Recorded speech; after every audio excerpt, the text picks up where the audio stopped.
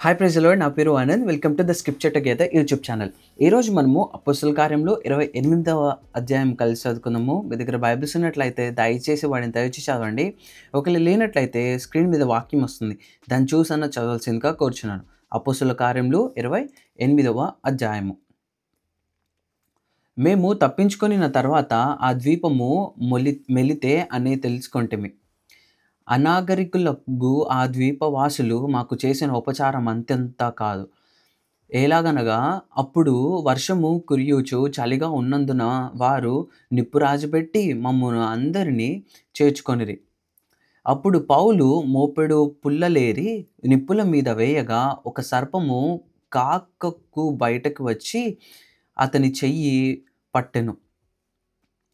ఆ ద్వీపవాసులు ఆ జంతువు అతని చేతిని వ్రేలాడుట చూచినప్పుడు, నిశ్చయంగా ఈ మనుష్యుడు నరహంతకుడు, ఇతడు సముద్రము నుండి తప్పించుకొనినను న్యాయం అతనిని బ్రతుకనీయలేదని తమలో తాము చెప్పుకొనిరి. అతడైతే ఆ విష జంతువును అగ్నిలో జాడించి వేసి ఏ హానియూ పొందలేదు. వారతని శరీరము వాచునో లేక అతడు అకస్మాత్తుగా పడి చచ్చునో అని కనిపెట్టుచుండిరి.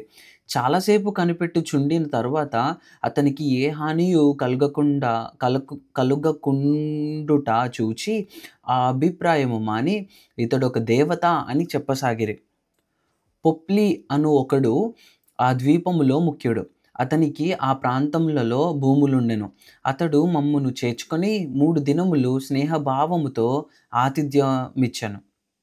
అప్పుడు పొప్లి యొక్క తండ్రి జ్వరము చేతను రక్తభేది చేతను బాధపడుచు పండుకొని ఉండెను. పౌలు అతని యొద్దకు వెళ్ళి ప్రార్థన చేసి అతని మీద చేతులుంచి స్వస్థపరిచెను. ఇది చూచి ఆ ద్వీపంలో ఉన్న కడమ రోగులు కూడా వచ్చి స్వస్థత పొందిరి. మరియు వారు అనేక సత్కారములతో మమ్మును మర్యాద చేసి, మేము ఓడ ఎక్కి వెళ్ళినప్పుడు మాకు కావలసిన వస్తువులు తెచ్చి ఓడలో ఉంచిరి. 3 నెలలైన తర్వాత ఆ ద్వీపమందు శీతకాలమంతయు గడిపిన అశ్వినీ చిహ్నము గల అలెగ్జాంద్రియా పట్టణపు ఓడ ఎక్కి బయలుదేరి సురకూసైకి వచ్చి అక్కడ 3 దినములుంటిమి. అక్కడ నుండి చుట్టూ తిరిగి రేగియుకు వచ్చి 1 దినమైన తరువాత దక్షిణపు గాలి విసురుట వలన మర్నాడు పొతియోలికి వచ్చితిమి.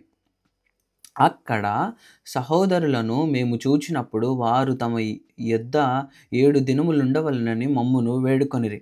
ఆ మీదట రోమాకు వచ్చితిమి.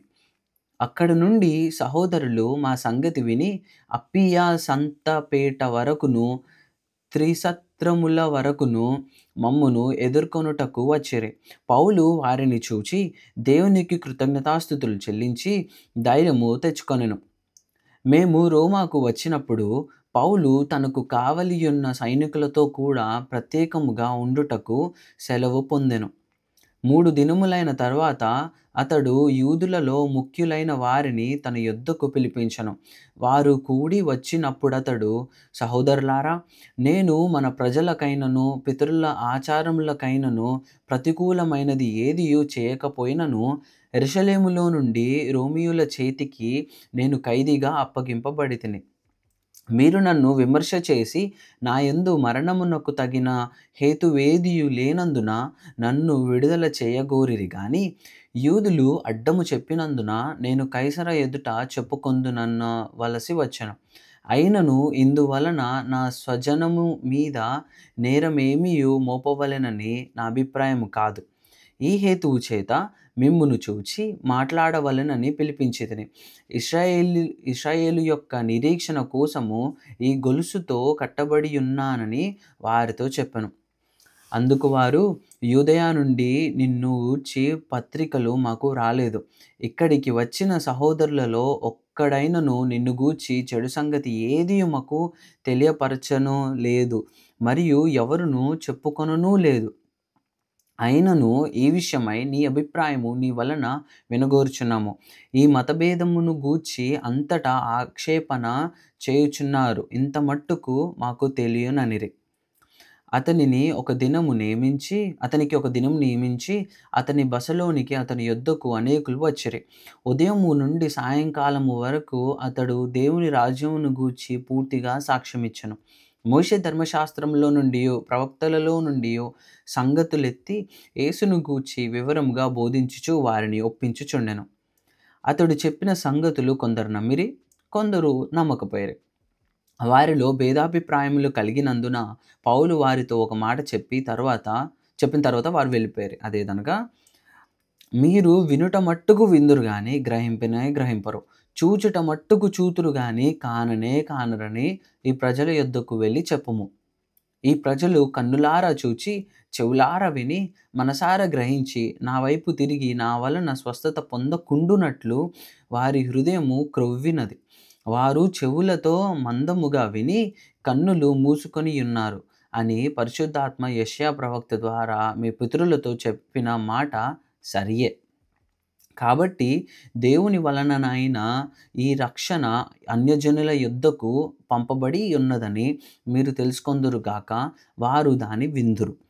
పౌలు 2 సంవత్సరములు పూర్తిగా తన అద్దె ఇంట కాపురముండి తన యొద్దకు వచ్చువారినందరినీ సన్మానించి ఏ ఆటంకమును లేక పూర్ణ ధైర్యముతో దేవుని రాజ్యమును గూర్చి ప్రకటించుచు ప్రభువైన యేసుక్రీస్తును గూర్చిన సంగతులు బోధించుచూ ఉండెను. దేవుడిచ్చిన వాక్యము దీవించును గాక. ఆమెన్.